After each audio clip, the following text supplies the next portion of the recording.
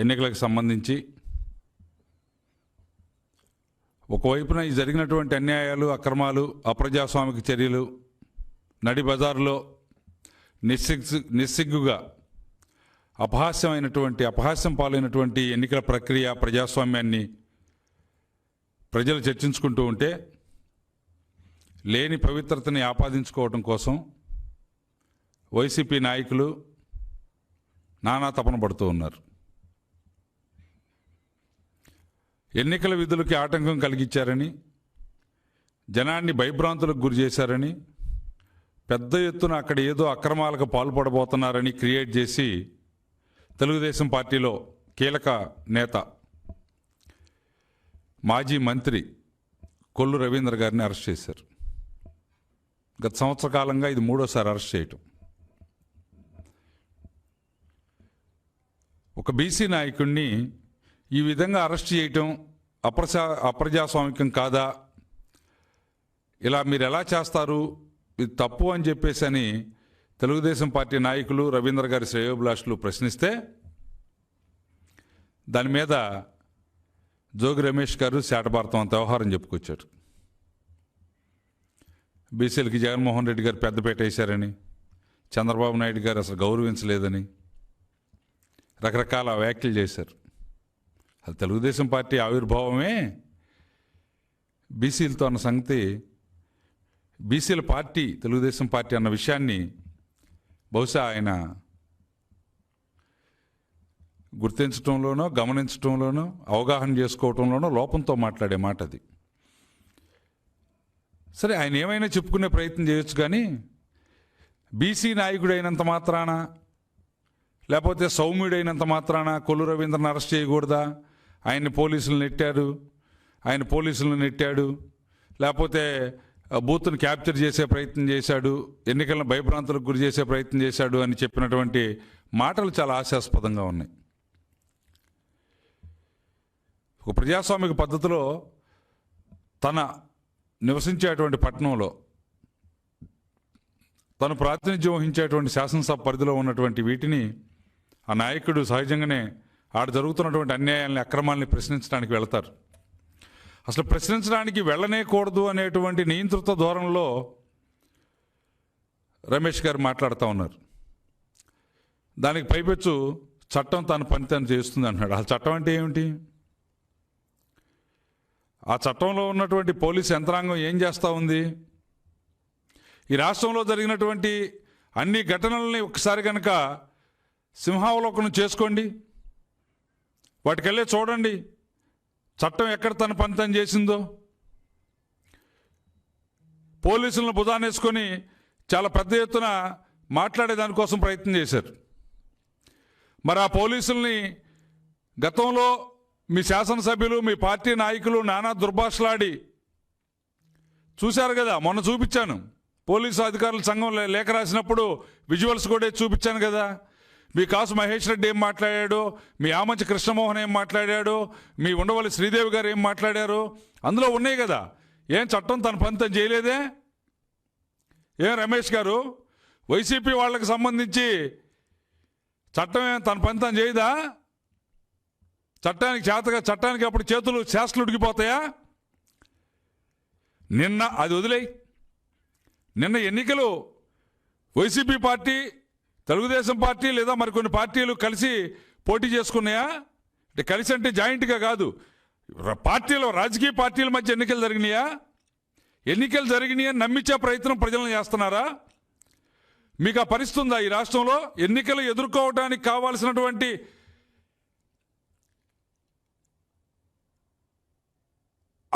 ఆ శక్తి, ఎన్నికలను ఎదుర్కోవటానికి కావాల్సినటువంటి శక్తి మీ పార్టీకి ఉందా? ప్రజల్లోకి వచ్చే పరిస్థితి ఉందా? పెద్ద పెద్ద మాటలు మాట్లాడుతూ ఉన్నావు. ఆ పార్టీకి అభ్యర్థులే లేరు, చంద్రబాబు నాయుడు గారు వెళ్ళిపోతాడు, మేమేదో ఒక పార్టీని చూసుకోవాలి. లేదు, ఇప్పుడు మీరు కాంగ్రెస్ను ముంచి, కాంగ్రెస్ను పొడిచి పుట్టించుకున్నటువంటి వైఎస్ఆర్ పార్టీలోకి దూరినట్టుగా ఏదో ఒక పార్టీ చూసుకోమని చెప్పి తెలుగుదేశం పార్టీ నాయకత్వానికి ఉచిత సలహా ఇస్తున్నావు.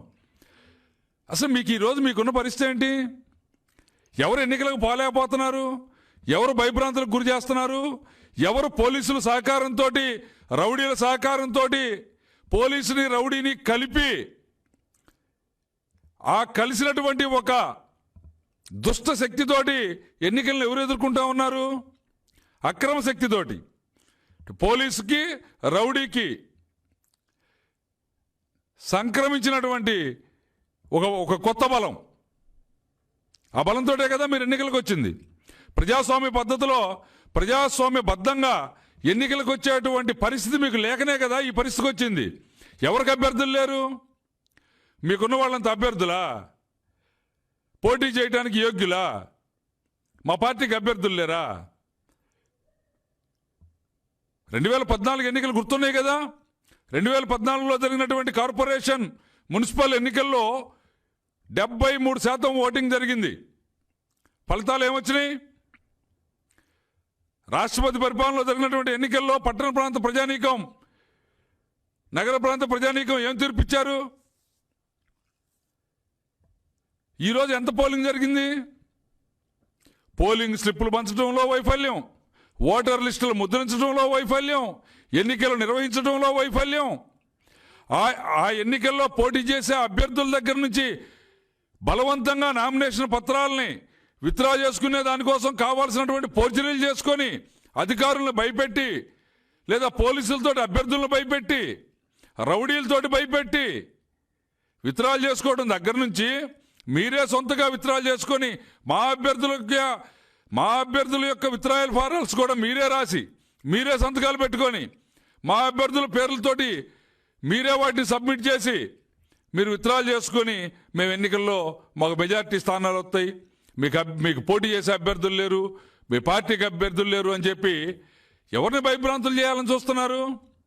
ఎవరిని అయోమయానికి గురి చేయాలని చూస్తున్నారు? నిన్న జరిగిన ఎన్నికల్లో కూడా ఈ రాష్ట్ర ప్రజానీకం ఒకటే ఆలోచనతో ఉన్నారు. ఈరోజు నిన్న జరిగిన పంచాయతీ ఎన్నికల్లో మీరు చెప్పుకున్నటువంటి తీర్పులు మీవి కాదు. చీకటి పడిన తర్వాత లెక్కాపత్రంతో సంబంధం లేకుండా ప్రకటించుకున్న ఫలితాలు. మా పార్టీ అభ్యర్థులు గెలిచినప్పటికీ కూడా మీరు గెలిచారని సంబరాలు చేసుకొని అధికారం ఉంది కాబట్టి అడ్డం పెట్టుకొని ఏ పార్టీ గెలిచినా పిలిచి కండువా వేసుకొని ఏదో ప్రలోభాలకు గురి చేసినటువంటి సందర్భాలు రేపట కుదరవు. పట్టణ ప్రాంతాల్లో, నగర ప్రాంతాల్లో పరిషత్ ఎన్నికల్లో జరిగే వాటిలో పార్టీ సింబల్ ఉంటుంది కాబట్టి తెలుగుదేశానికి అఖండమైనటువంటి మెజారిటీ ఇస్తారనే భయంతో మీరు ఈరోజు పోలీసులను వాడుకున్నారు. చూద్దాం అయినా ఫలితాలు ఏమొస్తాయో, మీ దౌర్జన్యాలు ఏమున్నా ఫలితాలు ఏమొస్తాయో చూద్దాం. ప్రజలు ప్రజాస్వామ్యబద్ధంగానే ఓటేస్తారని చెప్పేసి ఆశిద్దాం. అయితే మీరు చట్టం గురించి మాట్లాడటం హాస్యాస్పదంగా ఉంది. ఎక్కడ మీరు చట్టాన్ని ఇంప్లిమెంట్ చేశారండి? ఎక్కడ చట్టం తన పని తాను చేసింది? ఇదిగో కర్నూలు జిల్లా ఆదోన్లో రంగన్న అనేటువంటి ఒక రైతు, ఒక నాయకుడు, తెలుగుదేశం పార్టీ నాయకుడు ఎన్నికల్లో తెలుగుదేశం పార్టీకి మద్దతుగా కృషి చేశాడని, పనిచేశాడని 10 ఎకరాల్లో ఉన్నటువంటి టెంకాయ చెట్లు, టేకు చెట్లు, ఎర్రచందనం చెట్లు ఆయన పెంచుకుంటున్నటువంటి 10 ఎకరాల తోటని అగ్నికి ఆహుతి చేశారు. చట్టం ఏం పని చేసింది? నిన్న జరిగిన ఎన్నికల్లో చెవిరెడ్డి భాస్కర్ రెడ్డి తమ్ముడు ఏ విధమైనటువంటి కార్యకలాపాలకు పాల్పడ్డాడు? ఏం చేసింది చట్టం? తెలుగుదేశం పార్టీ ఏజెంట్లు బయటికి వెళ్తే రిలీవ్ ఏజెంట్లను లోపలికి రానియకుండా మీరు అడ్డుకున్నారే, అదేనా చట్టం చేసే పని? తెలుగుదేశం పార్టీ నాయుడుపేట 24వ వార్డు అభ్యర్థి పచ్చ చొక్కా వేసుకొని వచ్చాడని, ఒక ఎస్సీ పచ్చ చొక్కా వేసుకున్నాడని చొక్కా ఇప్పించారే, అదేనా చట్టం చేసే పని? పోలీసులు చేస్తుంది ఇవేనా? గుంటూరులో, నీ ఎన్నికల కమిషన్ కేంద్రానికి దగ్గరలో ఉన్న గుంటూరులో 41వ డివిజన్లో లేళ్ల అప్పిరెడ్డి గారు, మోదుగుల వేణుగోపాల్ రెడ్డి గారు ఏం చేశారో చూడలేదా? బాక్సులు బద్దలు కొట్టే ప్రయత్నం చేశారే, ఏం చేశారు మీరు? ఏంటి అని అడగడానికి పోయినటువంటి ఆ నగర మేయర్ అభ్యర్థి కోవిలమూడి నాని గారినేమో నిలువరించి గొడవ చేసి పోలీసులు 10 మంది మూగి ఆయన నిర్బంధిస్తారు. రెండో వైపున ఆయనేమో ఎన్నికల బూత్లోకి వెళ్ళిపోయి బాక్సులు బద్దలు కొట్టే దానికోసం కావాల్సిన ప్రయత్నం చేస్తాడు. దాన్ని నివారించబోయే ప్రయత్నం చేస్తే దానిపైన మా వాళ్ళ మీద కేసులు పెడతారు. ఇదేనా చట్టం చేసే పని? విజయవాడలో మేయర్ అభ్యర్థి కేశినేని శ్వేత గారిని పోలీసులు ఏం చేశారండి? అడ్డుకోలేదా? మేయర్ అభ్యర్థి బూతులకు తిరిగే అధికారం లేదా? ఆ హక్కు లేదా? ఇదా చట్టం చేసే పని? మీరు చట్టం గురించి, చట్టం ఎలాంటి పని చేస్తుందనేటువంటి విషయం గురించి మీరు ప్రజలకు చెప్పే ప్రయత్నం చేస్తే దయ్యాలు వేదాలు చెప్పినటువంటివి. దయ్యాలు అరాచకాలు మాత్రమే చెబితే అందంగా ఉంటాయి, వేదాలు చెప్పకూడదు. వైసీపీ పార్టీ ఏదైనా చెప్తే అరాచకాలు మాత్రమే చెప్పాలి.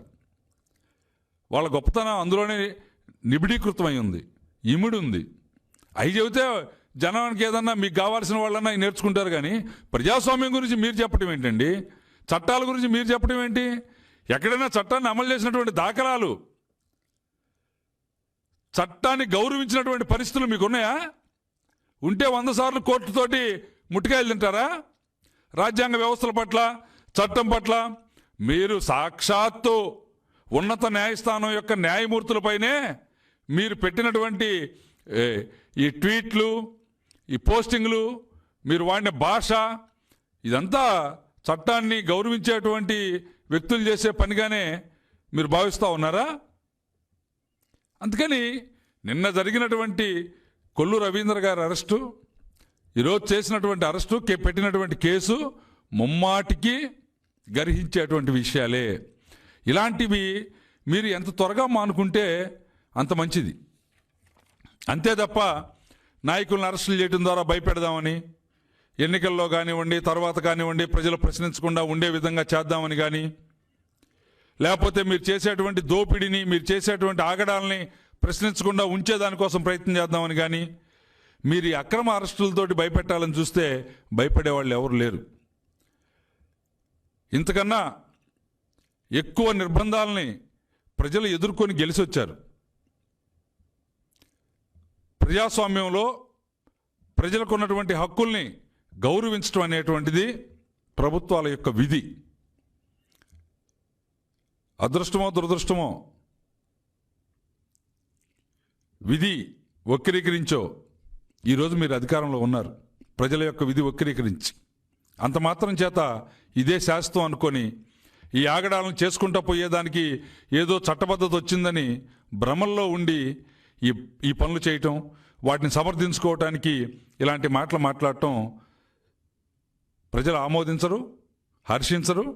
అందుకు కాబట్టి మీరు ఏదైతే చెప్పే ప్రయత్నం చేస్తున్నారో, చట్టం అని తన పని తను చేస్తుందని, ప్రజాస్వామ్యం అని, వాటిని గౌరవించండి, వాటికి లోబడి ఉండండి, వాటి ప్రకారం నడుచుకోండి.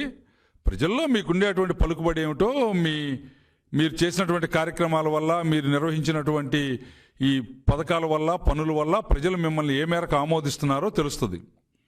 అంతే తప్ప దౌర్జన్యాలు చేసుకొని ఒకవైపున పోలీసుల్ని, రౌడీల్ని పెట్టుకుని ఎన్నికలు పూర్తి చేసుకొని రెండో వైపుకి వచ్చేసి, అంటే అక్కడేమో తోడేళ్ళు వేషం వేసి, యువతలకు వచ్చి జింక వేషం వేసి మళ్ళీ ఏదో ప్రజలు మమ్మల్ని ఆమోదించారని చెప్పుకునే ప్రయత్నం ప్రజలు హర్షించరు, ఆమోదించరు.